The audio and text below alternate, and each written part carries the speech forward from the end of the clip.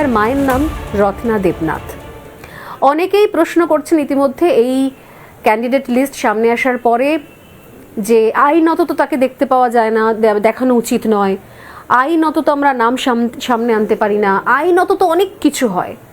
কিন্তু আইনত অনেক কিছু করার পরও সোশ্যাল মিডিয়াতে আজ পর্যন্ত কোনো রকম বিধিনিষেধ দেখতে পাওয়া গিয়েছে যেখানে অভয়ার ছবি ছড়িয়ে পড়েছিল সেই সমস্ত জায়গায় কেউ কন্ট্রোল করতে পেরেছেন, নিয়ন্ত্রণ করতে পেরেছেন?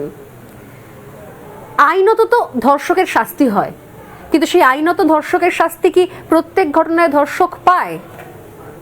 আইনে তো অনেক কথা বলে, আইনে যেরকম কথা বলে ঠিক সেরকমভাবে আইনের এই দিকটাও রয়েছে, নিয়মও রয়েছে। যদি কেউ চান এই ধরনের ঘটনার পরে তার নাম ছবি প্রকাশ্যে আসুক, তাহলে সেক্ষেত্রেও কিন্তু আমাদের ভারতীয় আইন ব্যবস্থা সেটাকেও কিন্তু অনুমোদন দেয়।